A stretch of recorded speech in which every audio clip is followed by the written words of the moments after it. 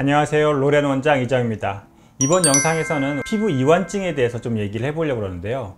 최근에 중장년층에 계시는 남자분들이 쌍꺼풀 수술을 굉장히 많이 받고 있어요. 쌍꺼풀 수술 받으면 느끼해지고 좀 어딘가 어색해지고 그런 것 때문에 실은 남자분들이 그렇게 많지 않았어요. 근데 최근 들은 정말 많아졌거든요.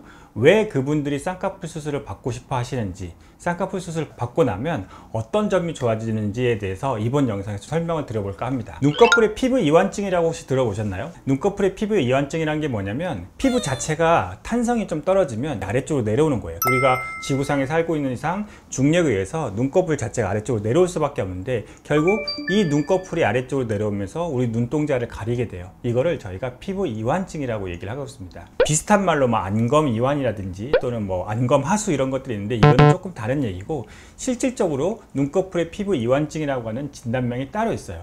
이거의 특징은 크게 네 가지를 볼 수 있는데, 첫 번째는 피부가 일단 많아요. 탄력이 떨어졌으니까 피부가 많이 늘어져 있고, 그 다음에 두 번째로는 속눈썹 있죠. 위에 눈썹이 아닌 속눈썹이 아래쪽으로 쭉 처지는 겁니다. 이게 무슨 얘기냐면 피부가 처져 있어서 속눈썹을 누르고 있는 거예요. 속눈썹 위로 올라가지 못하고 이렇게 내려가게 되겠죠. 물론 예뻐지는 것도 있지만 결국 속눈썹 자체가 아래쪽으로 떨어지면서 시야를 가리게 되고 눈동자를 가리게 되니까 불편한 거예요. 그게 두 번째고, 또 하나 마찬가지로 눈꺼풀 자체가 피부가 처져 있으면서 눈동자를 가리게 되니까 시야가 잘 안 보여요. 특히 우리 시야라고 하는 거는 둥글게 있다고 보는데, 그 둥글게 있는 것 중에서 상방 외측에 있는 부분이 잘 가려져요. 그래서 그 부분에 있는 시야가 가려져서 시야를 방해하게 되고요. 마지막으로는 눈꺼풀이 이게 처져 있으니까 이거를 어떻게 들 수 있는 방법이 없잖아요. 그래서 이거를 보상작용으로 이마 근육을 쓰게 돼요. 눈썹을 이렇게 치켜뜨게 되거든요. 그러면 이마에 주름들이 막 생기게 되겠죠. 그래서 이마에 잔주름이 생기는 미용적인 문제가 발생하게 됩니다. 이런 피부 이완증이 생기는 원인은 나이가 들어서 또는 유전적으로 또는 많이 비벼서, 그 다음에 피부 자체가 자외선을 많이 받으면 탄력이 많이 떨어지거든요. 그래서 피부 탄성이 떨어졌을 때 또는 갑상선 질환과 같은 여러 가지 질환이 있을 때와 같이 다양한 원인에 의해서 피부 이완증이 생길 수 있는데, 대부분은 나이가 들어서 또는 유전적인 요인에 의해서 생기게 됩니다. 이런 피부 이완증은 아까도 잠깐 말씀드렸지만 안검 이완이라고 하는 질환과 그 다음에 안검 하수, 안검 하수가 뭐냐면 눈 뜨는 근육 자체가 힘이 약한 거거든요. 이런 질환들과 감별 진단을 해주는 게 좋아요.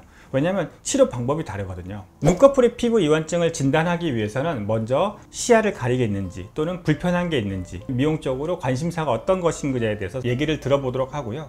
그 다음에 이제 피부가 결국 많이 처져 있으니까 그 피부 처져 있는 상태를 체크를 합니다.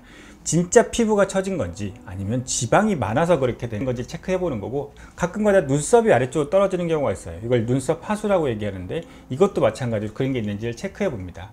그리고 우리나라에서는 피부 이완증이라고 해서 시야 검사를 하지는 않지만, 원래 미국에서는 피부 이완증이라고 하는 진단을 정확하게 붙이기 위해서 시야 검사를 하게 되거든요. 그 시야 검사를 통해서 시야에 어떤 특정한 부분에 문제가 있다 라고 판단이 되면 보험 처리를 해줘요. 어쨌든 시야 검사도 해볼 수 있고, 그 다음에 사진을 찍어서 그 사람 눈꺼풀이 얼마큼 처진지를 체크를 해보게 돼요.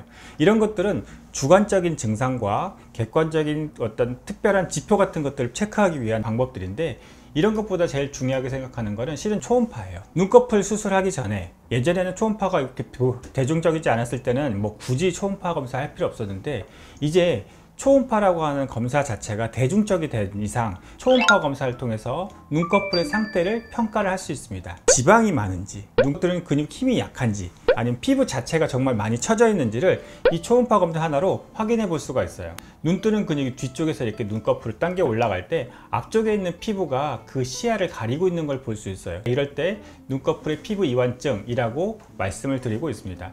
눈동자 뒤에 눈 뜨는 근육 힘이 약하면 이 힘이 약한 거에서 눈이 잘 안 떠질 수가 있거든요. 이렇게 안 떠질 때를 안검 하수라고 얘기를 하고요.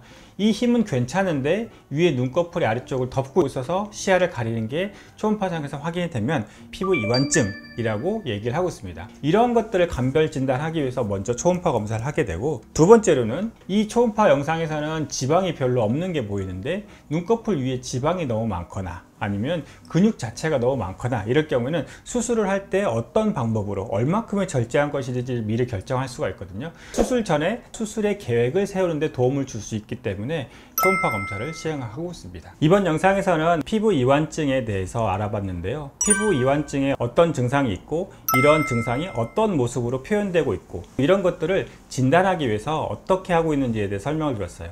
마지막으로 잠깐 말씀드리면 피부 이완증이 생기면 결국 그 피부, 남아도는 피부를 잘라내야 돼요. 제거할 때 수술하는 방법이 쌍꺼풀 수술, 그 다음에 눈썹화 거상술 이런 것들이 있고요. 이 외에 부가적으로 눈썹 고정술, 그 다음에 이마를 당겨주는 이마 당김술 같은 수술들이 있는데 이런 수술들을 복합적으로 병행해서 치료를 하고 있습니다. 혹시 피부 이완증에 대해서 더 궁금한 점 있으시다면 언제든지 문의 주시기 바랍니다. 지금까지 로렌 원장 이지영이었습니다. 감사합니다.